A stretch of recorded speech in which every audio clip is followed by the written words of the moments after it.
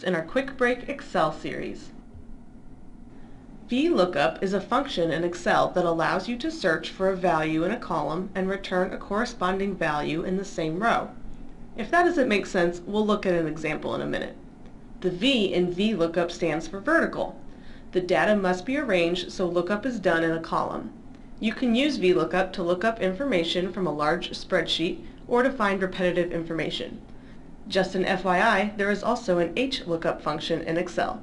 This is the same as the VLOOKUP, but the lookup is done horizontally. You can use VLOOKUP to look up a single value. For example, I need to know what Shelley's favorite fruit is. Here's what the formula for that would look like. Rather than typing the function, I would recommend selecting it from the Formulas tab, which will give you a nice little formula builder. I'll walk us through this builder.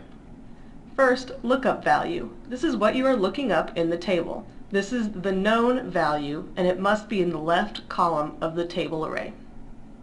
Then, table array. This is the table from which the data will be retrieved.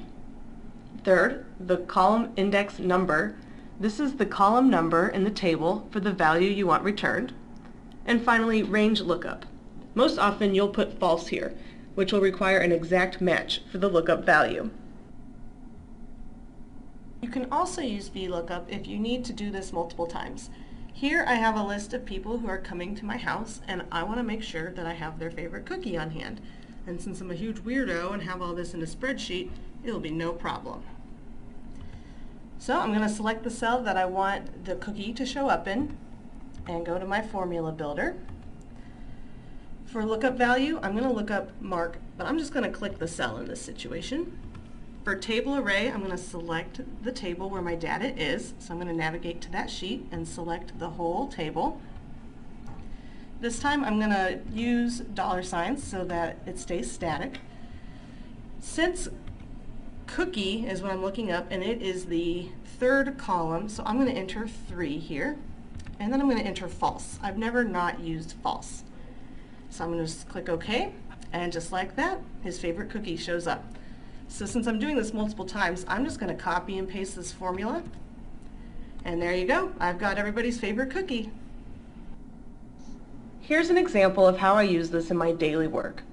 We have a problem with mortgage companies not paying Farm Bureau dues when they are billed with country premium, and I need to figure out which mortgage companies are our major offenders. Here's the original data that shows how many times Farm Bureau dues were invoiced to the mortgage company but not paid. I then received data for each column broken down by mortgage company. I needed a way to view the breakdown by mortgage company in the same format as the original data. However, the mortgage companies aren't necessarily in the same order on each spreadsheet. To achieve the result I needed, I created the format I wanted and used VLOOKUP to return the necessary data in each of these columns. This enabled me to quickly pull in lots of data and organize it by mortgage company without having to repetitively switch sheets or copy and paste. This whole thing probably took me about a half hour, versus if I were switching back and forth, copying and pasting, I'd probably still be working on it. If you'd like to learn more about VLOOKUP, I would just recommend Googling it. Everything that I've ever learned in Excel, I just picked up off the internet. This is a particularly helpful website that I used when I was learning VLOOKUP, and hopefully you can use it too.